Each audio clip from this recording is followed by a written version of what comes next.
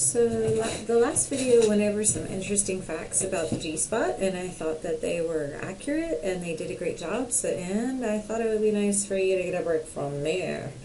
Well, anyway, I think this picture demonstrates where the G-spot is a little bit better than the last video, so I thought I would encourage it here. Also, something that she didn't seem to mention that they talk about a lot is it has a different texture to it, so it kind of feels like corduroy, and then they talked about that it got larger, so I'll give you some reference for that. So when she is not aroused, supposedly it's about the size of a dime, and then when she's aroused, it's more like the size of a quarter. So this thing, it seems like every woman is different. It's like I told you that Masters and Johnson watched many women masturbate in a laboratory, and they said that no women masturbated the same. So it seems that some women may be more sensitive in the G-spot area than others, and that's why maybe there's differences in opinion of whether or not it exists or not. I think that you should just feel around, see if it's if it works for you or works for your partner. What could it hurt, right? All right, so that's the G-spot. Now let's take a look at some of these anatomy pictures. So I wanted to show you that that women have very different shapes to them, just like we may have differences in the G-spot area. So here she's pulling the hood back right here, so her clitoris is not usually exposed. See, look, it's under the hood, but here her clitoris is very much exposed a lot. Hey, I want to show you something really fun now. We'll get to that.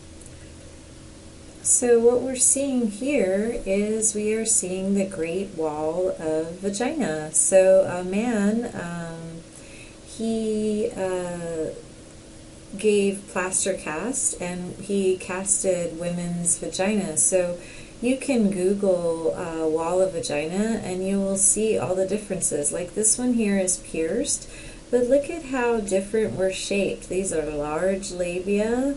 Then here, look at how long the labia minora are covering the clitoris. Here the clitoris kind of sticks out even a little bit. Maybe they're more orgasmic. So let's talk about that rule. It says that if it is less than a thumb, she's more likely to come. So they have found that the anatomical distance between your clitoris and your vagina, if it's less than a thumb, she's more likely to come.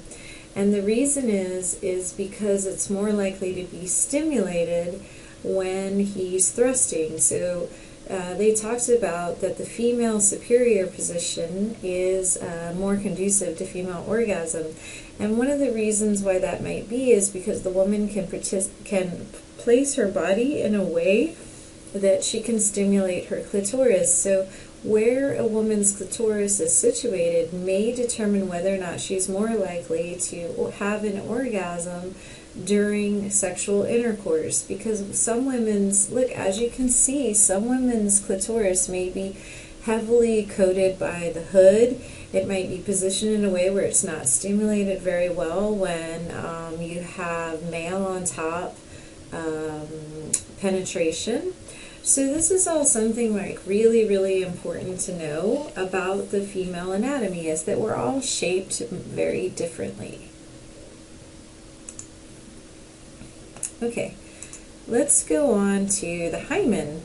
Oh wait, before I show you this, check out this bike. How cool is this, right? There we go. So she has a vagina bike there. But let's go over this hymen. So the hymen is this interesting area that is covered. So before a woman is fully strongly penetrated, she has an area called the hymen, and it's like this covering over top of the vagina. So I pictured plastic wrap before I started teaching this, but it's not really like that. It's like this would be the hymen. Here's a picture. So it's kind of like tissue, and then it has a small hole in it, and then when you have intercourse or something goes through there, then this gets broken. So as you can see, you can put a tampon up there, but a lot of women, their hymen is broken before they actually have intercourse because we're so active. So whether or not a woman bleeds or not during intercourse is not really a good sign of whether or not she's a virgin. Here's one of something called an imperforate hymen. It's kind of a strange picture there, but sometimes women have to have it broken.